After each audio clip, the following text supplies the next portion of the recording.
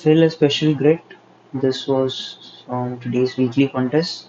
We're given a non-negative integer n, and we need to create a 2 to the power n cross 2 to the power n grid, and we must fill with integers from 0 to 2 to the power n minus 1.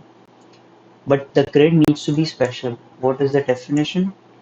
All numbers in the top right quadrant. So there'll be quadrants, right? And there won't be any edge case because we have 2 to the power n cross 2 to the power n, right? So it's all even orders. So the first thing is all numbers in the top right quadrant are smaller than those in the bottom right quadrant. Quadrant we always know, if this is the grid that we're talking about, then there are 4 quadrants. Question is saying that bottom right quadrant should have larger value than top right. So this is the smallest, or how should I write it? This is the order that we are going in terms of increasing values, right? So top right quadrant is smaller than bottom right quadrant. Top right is smaller than bottom right. Bottom right is smaller than bottom left. Bottom right is smaller than bottom left. So this is larger. This is how we are going in the increasing order. Bottom left is smaller than top left. Bottom left is smaller than top left. And all numbers, sorry, each of its quadrants is also special grid. Right? This is a very important statement because this creates or causes us to only have one unique answer. Why? Because if we have something like this as an example, n is equal to 2, right? So here, or you know what, let's see this. N is equal to 1. So we have only 4 values to fill, right? Because we have 4 spaces, 4 cells. The quadrants orders are already told. We have 4 values. So 0 is always going to be here, 1 is always going to be here, 2 here, 3 here. Now if we extend this idea to a larger grid, right? Like if I extend this idea, then the next 4 values will be here. And what will be that? 4, 5, I'm sorry, 4, 5, 6, and 7. The next 4 values will be here. That will be 8, 9, 10, 11. And the next 4 values will be here in this order. Right? So we get the idea.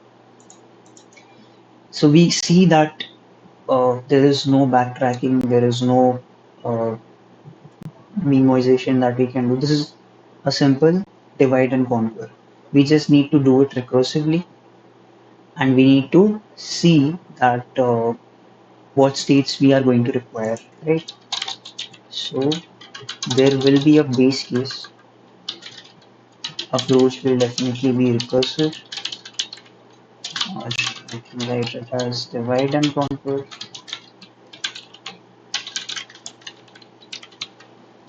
Right, the states is what we need. But before that, let's discuss the base case. Base case is where we are going to fill the grid, right? So we are going to have a global grid, right, of size 2 to the power uh, n, yeah, 2 to the power n. This is the size that we need. Actually, 2 to the power n cross 2 to the power n. This is the size we need. The base case will be when we are at a point that we need to fill the array. So we need to fill the array with some values, right? What is the value? I don't know. So I need a state for that as well. So I need a state of value which will initially start with 0, right? I am not taking values. Why? Because for a quadrant, I know how many values to fill. All of them are going to be consecutive. So if I have the starting point for every quadrant, for example, for this quadrant, we have 4 as a starting point. That's all we need to know, because I know that for this quadrant I have 4 values. I'm starting from 4, so the next value will be 5, 6, and 7, so on and so forth. For this quadrant, I just need 0. For this entire quadrant, for starting, I just need 0, right? Because I'll place 0, and and the recursion will handle the specific quadrants, right? So the base case will be where order is equal to 1. This point where I'm going to fill, that's another point that we need, right? So I need a row and a column. These are going to be my index. So for a quadrant, what index do I need? How many indexes do I need? For a quadrant, again, similar concept. For this quadrant, I just need this point or any other point. I'll take this as a starting point, right? So if I have this as a starting point, I know how many elements to fill, what's the order of this grid. This is of order 2, this is of order 1, right? Similarly, and that's the reason we need order, right? So this will be starting from what, 2 to the power n, right? This will be my order. Initially, value will be initially 0, row and column will be initially 0 comma 0, right? So let me clear this up. Let's start coding this up. So I will have a global vector. This will be my answer. My order will be what, 2 comma n. My answer needs to be resized to the right order. That will be order comma vector of n order, right? Now the next thing is we are going to call the solve function. Here it's going to be row and column, the value and the order. That's all we need. This is not going to return anything. This is just going to populate the global answer. So this is the row, column, value and order. One base case will be order is equal to 1, right? At this point I can safely fill the answer of row and column with this value. This is my starting point. Order is 1, that means there is only one cell. So this is my answer. I can return from here. Next thing is 4 choices, right? What are the 4 choices? Row column, row plus order column, column plus order row, and row plus order column plus order, right? But this needs to be in a particular order. I am going to follow this order from this point to this point, right? So uh, from this point is where we are starting, right? Where we are going to call the first solve, right? So what is the row column for that? Row comma column plus order. But before that, let's divide the order. We are always going to divide the order by 2, right? Because for the other solve that we are calling, we are basically reducing the order by 2. So let me clear this up. So if this, the recursive call that I'm calling for this particular grid has a order of 4, then for this particular grid it's going to have an order of 2. For this particular grid it's going to have an order of 1, right?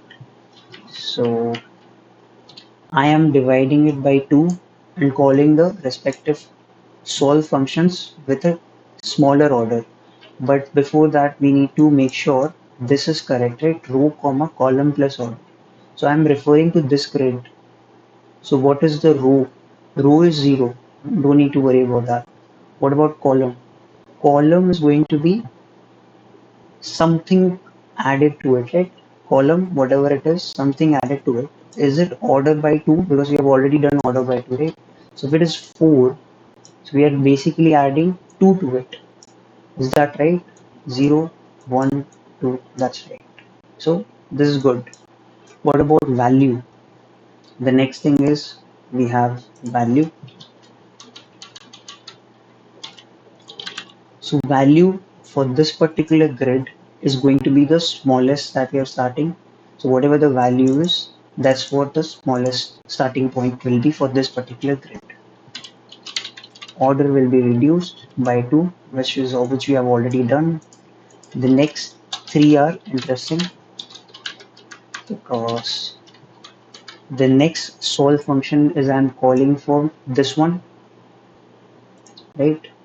This is what I'm calling for. So it will be row plus order, column plus order, right? 0 plus 2, 0 plus 2.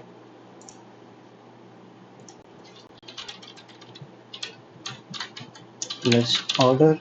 This is going to be row plus order column. We are going to fix the values, but before that, this is going to be just row comma column. That's it. Now comes the value. For this particular grid, it refers to this particular grid. What's the value? The value will be the starting point of this grid, that is 0 plus 4. What is 4 here? It's nothing but order comma order into order, right?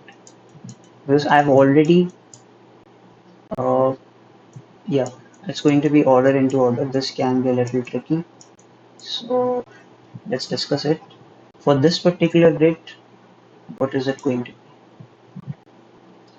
It's going to be order into order plus a factor of 2. Basically, this is what we are going to. For this one, it's going to be 3 instead of 2. Why are we doing this? And is it correct? It's correct or not? Let's discuss that first. Then the why will always will be justified by itself. So basically, we are taking 0 and adding 4 to it. That's what order is right now. Order is 2, so order into order will be 4. Right? So this is good. What about this one?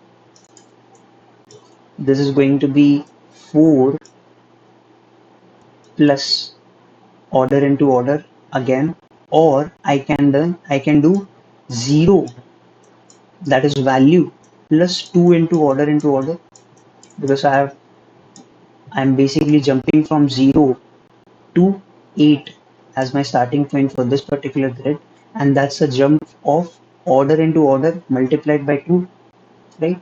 That is 8. So 0 plus 8, that's the starting point here. From 0, I'm jumping to 12 for this particular grid. That's a jump of 4 into 4 multiplied by 3. That's the jump that we are going for. So at least that's one of the idea we can solve it with, and that's why I'm going to use that, and that's why I'm trying to justify it. So order into order is what we are looking for, right? For this one, it's going to be multiplied by 2. Let me write it here. For this one, it's going to be multiplied by 3. I'm sorry, I'm sorry. For the first one, there is no addition. For the second one, there is an addition of order into order. For the third one, there is an addition of order into order with a factor of 2. For the last one, there is an addition of order into order with a factor of 3. That's it. That's our function. One thing is missing, and that one thing is this edge case. If n is equal to 0, that means there is at least one value that we can fill, which is already filled by default because we are resizing the default values. So I can basically return with this base case, and let's hope for the best. What's the time complexity, space complexity? We'll discuss it. Okay, 0, 0, 0 order. I don't need to return this. I need to return the answer.